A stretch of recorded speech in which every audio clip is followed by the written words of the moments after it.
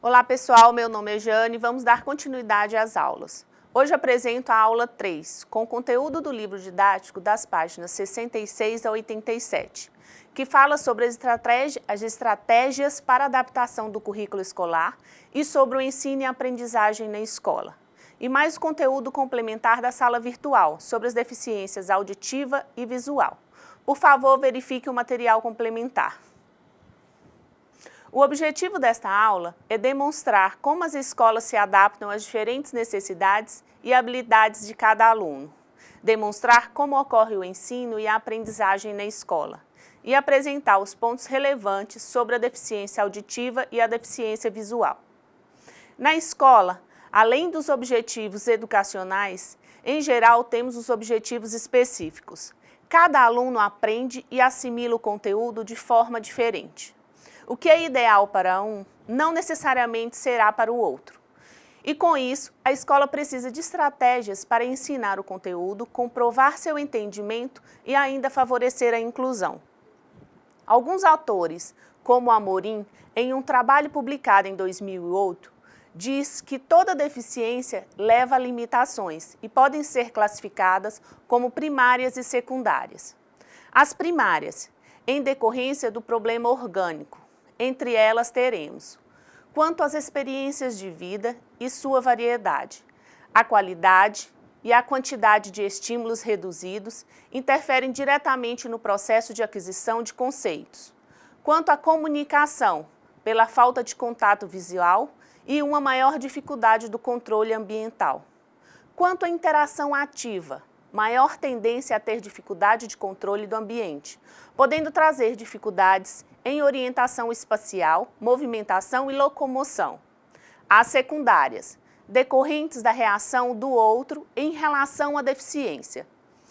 A convivência com familiares, as outras pessoas da comunidade, que por falta de estímulo direcionado à criança deficiente, por superproteção ou por estarem mal orientados, podem impor limitações ainda maiores do que as limitações primárias.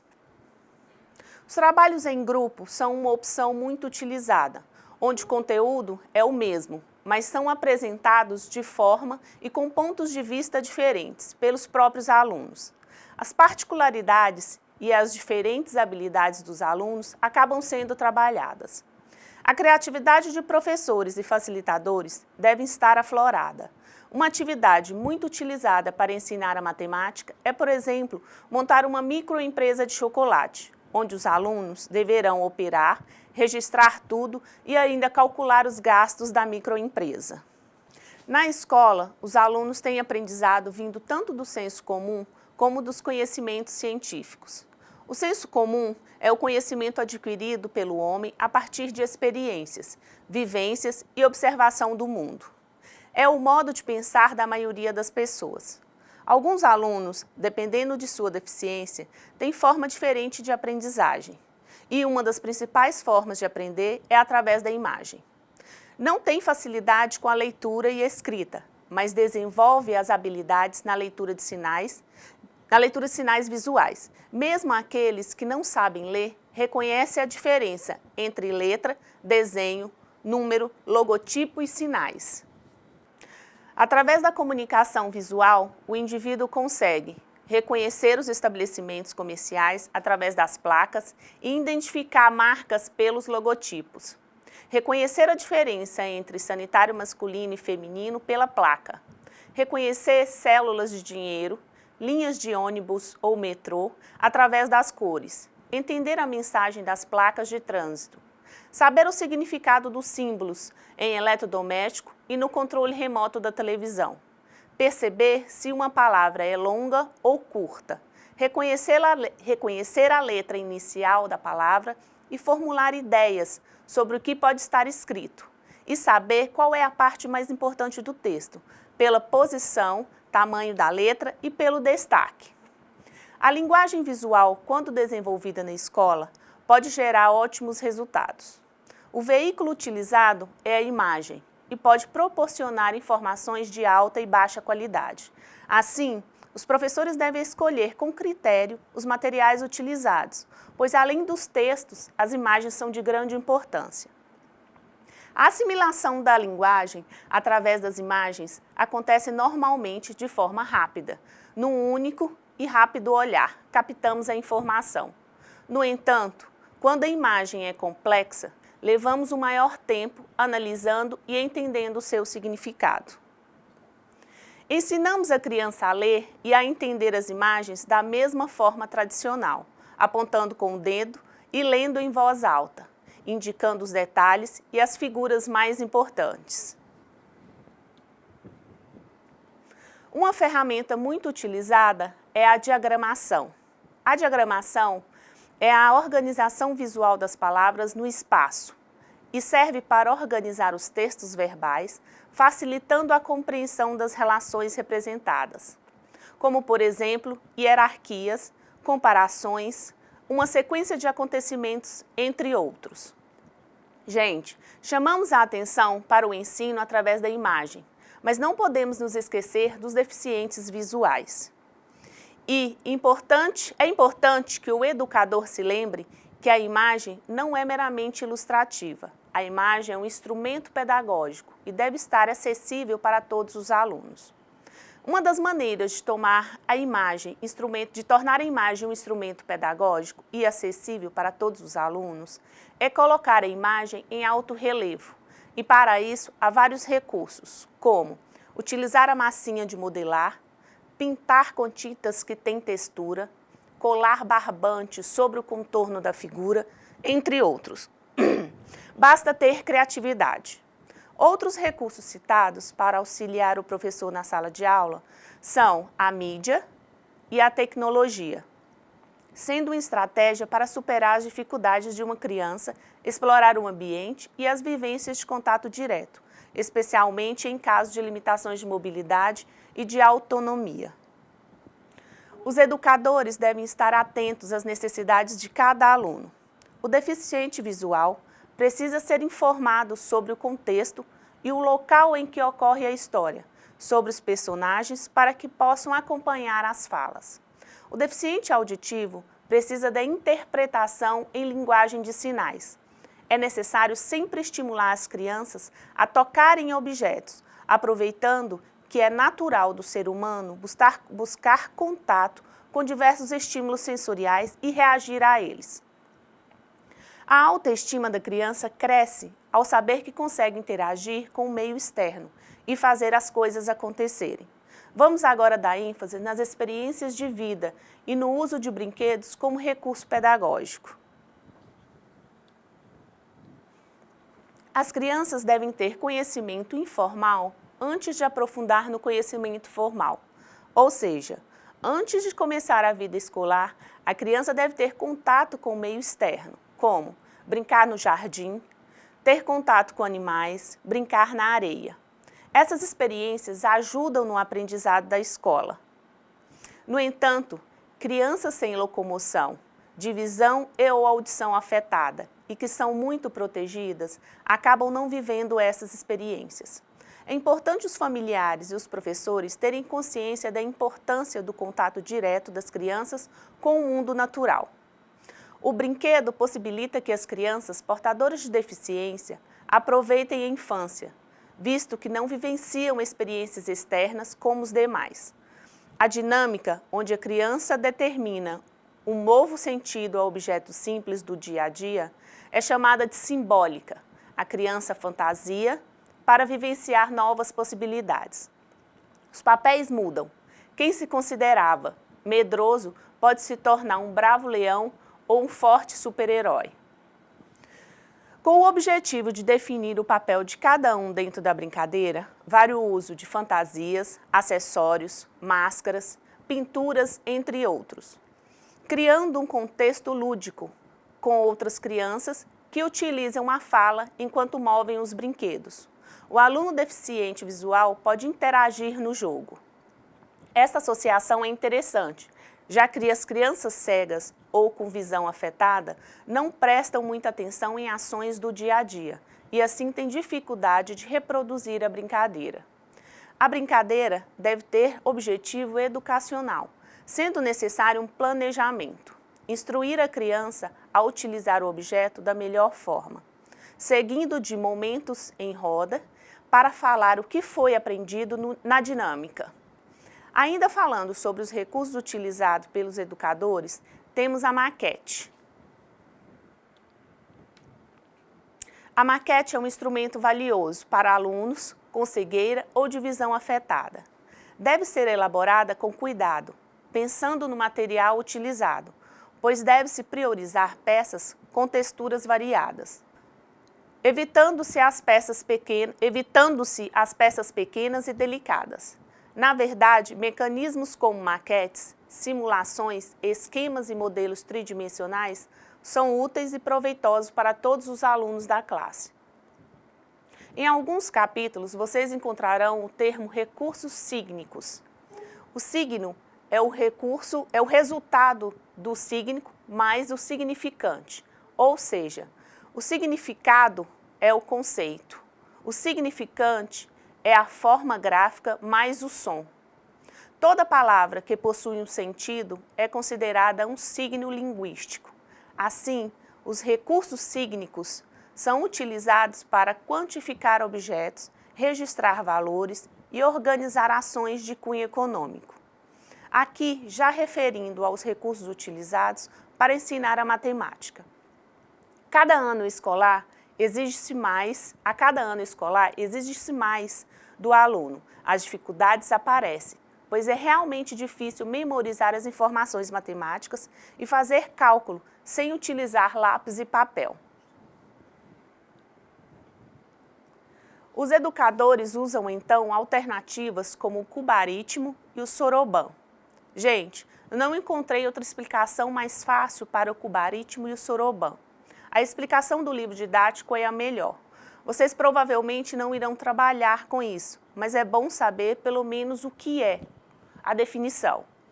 O cubaritmo é formado por uma grade em que são encaixados cubos com relevo da escrita em braille e em cada um dos seus lados, representando os números de 0 a 9. Há também uma face lisa e uma com um traço. Já o soroban, ou ábaco, é uma moldura, como uma régua, que separa a parte superior da inferior. A régua apresenta 6 partes iguais, que representam as unidades, dezenas e centenas de cada classe. E existem 21 hastes verticais, onde se movimentam as contas. Saímos do foco escola e a partir de agora falaremos sobre a deficiência auditiva e visual. A visão é um dos sentidos que nos ajuda a compreender o mundo, nos dá significado para os objetos, conceitos e ideias. Deficiência visual é a perda ou a redução da capacidade visual em ambos os olhos. Entre os deficientes visuais, podemos distinguir os portadores de cegueira e os de visão subnormal. A visão subnormal é aquela que tem baixa visão, mesmo com o uso de óculos ou equipamentos. Tem dificuldades para enxergar. A cegueira é uma alteração grave ou total de uma ou mais das funções da visão que afeta a capacidade de perceber cor, tamanho, distância, forma, posição ou movimento. Pode ocorrer desde o nascimento, que é a cegueira congênita, ou posteriormente, a cegueira adventícia, conhecida como cegueira adquirida. Pode ocorrer de causas orgânicas ou acidentais. Em alguns casos, a cegueira pode associar-se à perda da audição, surdo-cegueira, ou a outras deficiências. Os sentidos, como a visão e a audição, são considerados primordiais ao ser humano. Já o tato, o olfato e a gustação são sentidos considerados complementares.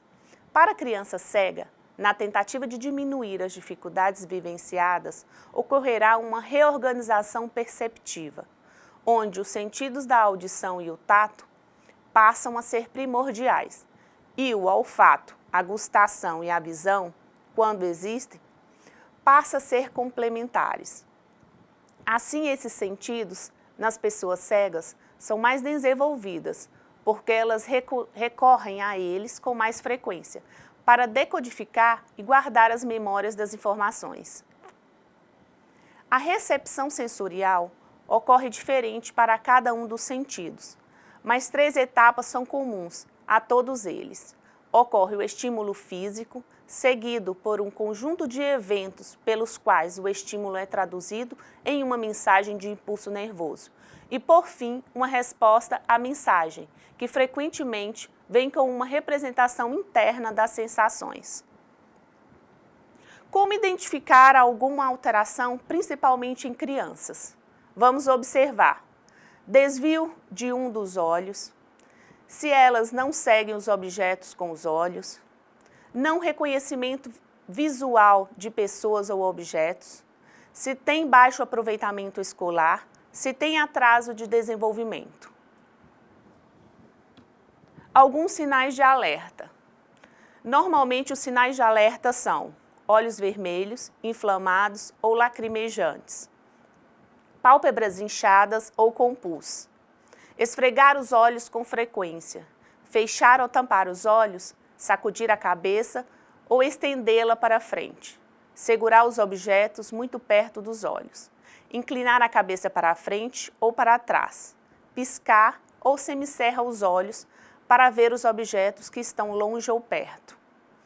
Quando deixa cair objetos pequenos e precisa procurá-lo, com as mãos, queixar-se de dor de cabeça ou cansaço nos olhos. O agente comunitário de saúde, em suas visitas, deve informar alguns cuidados para que as pessoas evitem a deficiência visual. Aqui citarei alguns cuidados básicos. Ir ao serviço de saúde sempre que necessário e para revisão de acordo com a idade da pessoa. Evitar raio-x, radioterapia e produtos tóxicos na gravidez. Não deixar a criança perto de objetos pontiagudos ou cortantes. Ser cuidadoso ao comprar brinquedos. Muitos deles podem machucá-la. Ficar atentos para que materiais de limpeza não caiam nos olhos. Não utilizar nenhum tipo de colírio ou pomada sem orientação médica. Ao visitar uma família com uma criança deficiente visual, você deve orientá-la a estimular o tato dessa criança, bem como descrever o ambiente, os objetos e os acontecimentos ao redor dela. Sempre lembrar aos familiares de manter os móveis e os objetos nos mesmos lugares, para a criança possa se deslocar e procurá-los com sucesso. Ao oferecer ajuda a um deficiente visual, você deve oferecer ajuda à pessoa com deficiência visual, mas sem insistência. Quando houver dúvida de como ajudar, pergunte para a pessoa como fazê-lo. Sempre pergunte se a pessoa quer ajuda antes de auxiliá-la. Sempre que se encontrar com uma pessoa com deficiência visual, identifique-se pelo nome para que ela possa reconhecê-lo. Ao conversar, deve-se ser o mais claro possível e sempre descrever as situações. Para finalizar o assunto deficiência visual, apresentaremos um pequeno vídeo ilustrando as dicas de como oferecer ajuda a este deficiente. Encontrei várias definições para deficiência auditiva e acabei escolhendo uma de fácil entendimento. Caso alguém queira mais informações, indico alguns sites para pesquisa no material complementar. A deficiência auditiva, conhecida como surdez, consiste na perda parcial ou total da capacidade de ouvir. Alguns autores discordam sobre dizer que a surdez e a deficiência auditiva são sinônimos. A surdez é quando se nasce surdo, isto é, não se tem a capacidade de ouvir nenhum som, e tem origem congênita. Como consequência, surge uma série de dificuldades na aquisição da linguagem, bem como no desenvolvimento da comunicação. Por sua vez, a deficiência auditiva é um déficit adquirido, ou seja, é quando se nasce com uma audição perfeita e que, devido a lesões ou doenças, se perde. Nestas situações, na maior parte dos casos, a pessoa já aprendeu a se comunicar oralmente. Porém, ao adquirir essa deficiência, terá que aprender outros meios de comunicar-se. Irei apenas citar os tipos de deficiência auditiva, porque para vocês não é relevante tantos detalhes. Tipos de deficiência auditiva. Teremos a deficiência auditiva condutiva, a deficiência auditiva sensório-neural, a deficiência auditiva mista, deficiência auditiva central, a disfunção auditiva central, surdez central, a deficiência auditiva condutiva. A perda de audição condutiva afeta, na maior parte das vezes, todas as frequências do som. Contudo, não se verifica uma perda de audição severa. A perda da capacidade auditiva pode ser causada por doenças ou obstruções existentes no ouvido externo ou no ouvido interno. A surdez condutiva pode ter origem numa lesão do tímpano ou no ouvido médio. Nos adultos, a perda de audição condutiva é comum devido ao depósito de cerume, a cera, no canal auditivo externo. Nas crianças, a otite média, uma inflamação do ouvido médio, é a causa mais comum da perda de audição condutiva. Durante o desenvolvimento da criança, deve-se observar se a criança leva susto com sons fortes, produz sons após 2 meses de idade, se ela procura sons após 4 meses de idade, atende quando é chamada pelo nome após 6 meses de idade, vira a cabeça para procurar de onde vem o som após 6 meses de idade, apresenta comportamento desligado diante de estímulos, apresenta atraso no desenvolvimento da fala, apresenta baixo rendimento escolar, se ela assiste à TV em volume alto, se ela pede para repetir as palavras e se ela ouve, mas não entende bem as palavras. Caso o agente comunitário ou a família tenha alguma suspeita, a criança deve ser encaminhada para avaliação na unidade básica de saúde. Vocês, como agentes comunitários de saúde, devem estar cientes das várias situações que poderão encontrar. Assim, é importante não pingar gotas de remédio no ouvido de criança sem orientação médica. Nunca pingar outras coisas no ouvido, tais como azeite, óleo, leite, água. Tratar adequadamente as viroses, pois podem causar danos à audição.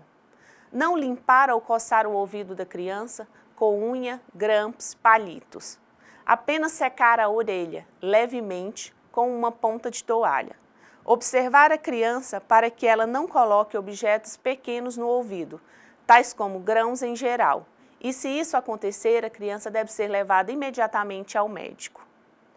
Com o objetivo de minimizar ou corrigir o problema auditivo, pode-se recorrer ao uso de aparelhos auditivos, com intervenção cirúrgica, dependendo do grau da deficiência auditiva. O aparelho auditivo, também conhecido como a ASI, é um equipamento pequeno, utilizado junto ao ouvido, que amplia a intensidade dos sons e os coloca em um nível confortável, melhorando a audição. Existem vários tipos de aparelhos e que são indicados de acordo com o tipo da perda auditiva. Alguns são maiores e ficam mais expostos, outros são menores e ficam mais internos no ouvido. Alguns cuidados são importantes para o uso do aparelho auditivo. Quando o deficiente auditivo é uma criança, a criança não deve ficar tirando o aparelho do ouvido toda hora para brincar. Os pais devem ser orientados no manuseio do aparelho e troca de baterias ou pilhas. As baterias do aparelho devem ser trocadas com frequência. A durabilidade depende do tipo do aparelho. O aparelho deve ser retirado antes do banho da criança. O aparelho não deve ser deixado no sol, perto de fogões ou equipamentos de alta temperatura. A criança deve fazer acompanhamento e terapias regulares em serviço especializado. Quando o deficiente auditivo for um adulto, tirá-lo antes de tomar banho. Não empurrar muito para dentro da orelha, para que não fique desconfortável, causando dor. Não tirar e colocar toda hora. Ao tirar, guardar em local adequado, não deixando exposto ao sol ou a lugares empoeirados. Trocar a pilha no tempo indicado pelo médico ou fonoaudiólogo. Caso você perceba que a família já possui um deficiente auditivo, Verifique se consegue comunicar-se com outras pessoas e se faz o uso correto do aparelho auditivo. Existem várias formas de comunicação, como, por exemplo, através de gestos ou brincadeira. Deve-se sempre conversar com uma pessoa deficiente auditiva, olhando para ela e articulando bem o movimento da boca, para facilitar o entendimento. Muitos aprendem a leitura labial. No caso de idosos, a dificuldade de ouvir pode levar ao isolamento e à falta de interação com a família. Na maioria das vezes, a utilização de aparelho, associada às orientações, melhoram a qualidade de vida. Para finalizar o assunto deficiência auditiva, apresentaremos um pequeno vídeo ilustrativo das dicas de como oferecer ajuda a este deficiente. A ostomia é uma intervenção cirúrgica onde o trânsito intestinal tem de ser desviado, permitindo uma comunicação entre o órgão interno e o exterior do corpo, com a finalidade de eliminar os dejetos, por exemplo, as fezes, do organismo. A nova abertura que se cria com o exterior chama-se estoma, também conhecida como ostoma.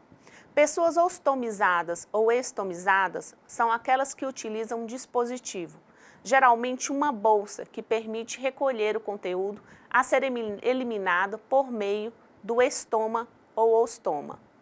O seu papel com pacientes ostomizados é essencialmente o de incentivo. Conversar sobre as possibilidades de readaptação ao ambiente em que vive. Voltar a realizar atividades de trabalho, lazer e atividades diárias. É importante você reforçar para o ostomizado e estomizado a importância de estar realizando os procedimentos de autocuidado orientados pelo médico ou enfermeira. Caso observe condições de higiene precária, infecções, sinais de inflamação no local da bolsa de ostomia, encaminhe a pessoa para a unidade básica de saúde imediatamente. Orientações gerais. Para melhor subsidiar o seu trabalho, é importante que você, ao realizar as visitas, não se esqueça de registrar o tipo da deficiência encontrada e acrescentar informações como sexo e idade. Registrar as condições de acessibilidade, se existem rampas, se o local é plano, se é de barro ou de asfalto, se as crianças com deficiência frequentam o ensino regular, entre outras. Registrar se a pessoa recebe algum benefício. Benefício de prestação continuada de assistência social, Bolsa Família, entre outros. Registrar se a pessoa faz uso de algum equipamento, como as órteses, próteses, meio auxiliar de locomoção. Registrar as dúvidas mais frequentes e buscar informações antes mesmo de encaminhar a pessoa à unidade básica de saúde. Muitas situações podem ser resolvidas com a sua ajuda. Identificar se há movimentos de liderança, formação de associação de pessoas com deficiências na comunidade ou mesmo conselho de direitos da pessoa com deficiência no município. Incentivar para que a pessoa com deficiência participe das atividades da comunidade. Para finalizarmos a aula 3, mostraremos um vídeo ilustrativo sobre a troca da bolsa de colostomia. Agradeço a atenção e até a próxima aula.